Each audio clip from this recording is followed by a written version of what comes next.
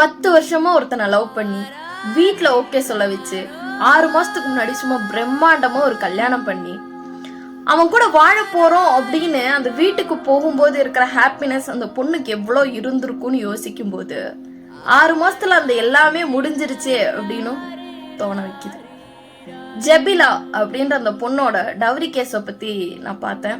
கிட்டத்தட்ட 1 வாரம் ஆச்சு. இதை பத்தி பேசுறதுக்கு எனக்கு மனசே இல்லை. ரொம்ப டிப்ரெஸ்ட் ஆயிட்டு இதெல்லாம் கேட்டு ரீசெண்டா வர்ற நியூஸஸ் எல்லாம் கேட்டு ரொம்ப டிப்ரெஸ்டா இருக்கேன். எந்த கேஸ் படிக்கும் போதுமே நான் அழுதது கிடையாது. ஆனா இந்த கேஸை படிக்கும்போது நான் ரொம்ப அழுதுட்டேன்.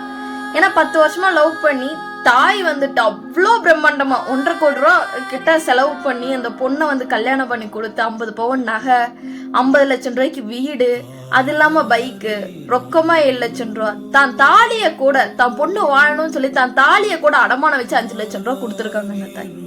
அந்த தாய்க்கு தான் பொண்ணு வாழணும்னு ஒரே ஒரு ஆசை தானே இருந்திருக்கும்.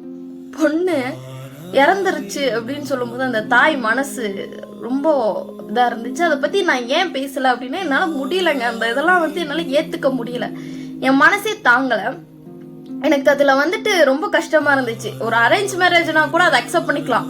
2 பேருக்கும் ஒரு புரிதல் இருக்காது, ஒரு அண்டர்ஸ்டாண்டிங் இருக்காது. ஏன்னா அப்பதான் கல்யாணம் பண்ணி போயிருப்பாங்க. 10 வருஷமா லவ் பண்ணி அந்த லவ்ன்றது ஒண்ணு இல்லாமையே போயிருச்சுல அந்த செகண்ட்ல அப்படின்ற மாதிரி இருந்துச்சு எனக்கு. அவன் இதுல சம்மந்தப்படலனாலும் அவன் மேலதான் தப்பு. ஏன்னா தான் காதலிச்ச பொண்ணை பாதுகாப்பா வச்சுக்க வேண்டியது அவனோட வேலை. டவுரிக்காக, நகைக்காக அந்த பொண்ணை அடிச்சு கொடுமைப்படுத்தி அந்த பொண்ணு சூசைட் பண்ற அளவுக்கு மென்டல் டார்ச்சர் கொடுத்துருக்காங்க. பார்த்தீங்களா மனுஷங்களா அப்படின்றது எனக்கு தெரியல. நான் 3 பேத்துக்காகவும் வேண்டிக்கிறேன்.